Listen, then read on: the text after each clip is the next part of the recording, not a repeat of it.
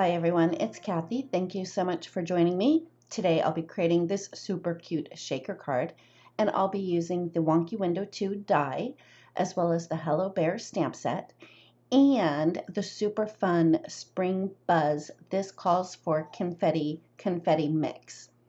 That mix is super cute. It's got clay pieces and confetti pieces. And my favorite bits in this particular mix are the little bumblebees, which I thought would go perfect with the Hello Bear stamp set. I started out by die cutting a piece of Cougar Super Smooth cardstock using the Wonky 2 Windows die set, and I'm going to be using all of the pieces from that die cut piece for my finished card. Next, I took the largest piece from the die cut piece and stamped my little bear using Tuxedo Memento black ink. And then I stamped the little bear again onto a piece of masking paper so that I could cheat on my background a little bit and do ink blending instead of coloring. For the mask, I just used my scissors to do fussy cutting, and the trick when cutting out a mask for an image is you want to make sure that you cut right up on the line of the stamped image so you don't get a halo around your image when you do your ink blending or coloring around your image. While I finish up the fussy cutting, this will be the perfect opportunity to mention that there is an Instagram hop going on now through April 28th, and the winner will be announced on April 29th. Make sure you head on over to Instagram for all the details. There is a chance to win one of two $25 gift certificates, one for the Whimsy Stamps website and one for the This Calls for Confetti website. I'll be sure to have a link to the Whimsy Stamps Instagram page in the description below, as well as all of the products that I used and all of the Copic colors that I used. Anyway, moving right along. After I was finished fussy cutting the little mask for my bear, I placed that on top of my stamped image and did some ink blending with green ink underneath the bear so he could be in a nice green grassy meadow. And then I did ink blending above the bear with a blue ink to give a nice blue sky. Once I was done with the ink blending, I removed my mask and I did some Copic coloring.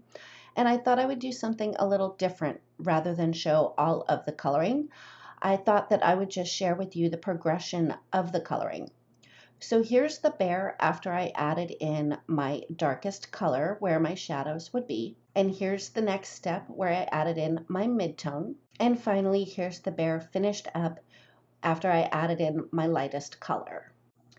After I was done coloring in the bear, I started working on the beehive. Let me know in the comments below if you prefer to see more coloring or if you would prefer to just see the progression of how an image is colored. Next, I wanted to add some color to the two smaller die cut pieces, so I used one of the yellow markers that I used on the bear's t-shirt to color those really quick. I also made sure to go around the edges of those two pieces just to get rid of that white edge. I wanted to add a little bit of pattern to those two pieces, so I pulled out the Micro Patterns stamp set and inked the stamp with the itty bitty flowers with a slightly darker yellow ink, and then stamped both of those little pieces. Next, I wanted to stamp my sentiment on the very top rectangle piece, which, by the way, I did ink blend that with the same blue ink so that it would match the bottom piece. I placed the die cut frame and the piece for my sentiment into my MISTI, and I placed the beehive there temporarily so I would know where to stamp the sentiment, and the sentiment that I used is Be Hap Bee. Here's a little trick for you, because if you're anything like me, you can't ever seem to get these pieces lined up just right. So what I did was I cut a piece of cardstock down to 4 by 5 1/4. Then I used some temporary adhesive on my die cut frame and placed that on top of my cardstock so I could inlay my die cut pieces, and I know that they would be lined up perfectly because they're actually adhered to that piece of cardstock that is the exact same size as the frame. So when I go to put my card together, I won't have it shifted off to one side or the other. After I had those pieces adhered in place, I very carefully removed the frame because I did use temporary adhesive for that.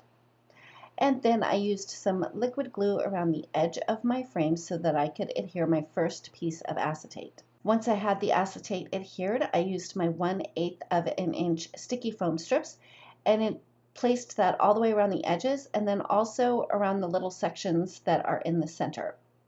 Next, it was time to fill in my little windows, and I kind of was picky and went through and picked some of the confetti pieces and the clay pieces just so there would be a good mix in my window. Once I had my shaker bits in the windows, I removed the release paper from the sticky foam strips, and then I placed another piece of acetate on top of that. Next, I dug out one of the little clay bumblebee pieces and used liquid glue to adhere that just above the nose of my little bear. After that, I put liquid glue on the back of my shaker frame and adhered that to the top of the bottom panel. Next, I used liquid glue to adhere the beehive on top of the shaker frame, and then I used two more of the little bumblebee clay pieces to adhere on top of the little bees that are flying around the beehive. Finally, to finish up my card, I put liquid glue on the back side of my shaker panel, and I adhered that to the front of a top folding A2 sized yellow note card. And that finishes up my card for today. Don't forget to go over to Instagram and hop along with us for the collaboration between Whimsy Stamps and This Calls for Confetti. And if you like this video, please give it a thumbs up. If you've not yet subscribed, we'd love it if you would. And don't forget to ring the bell so you're notified every time a new video is posted. Thanks again, and we'll see you next time.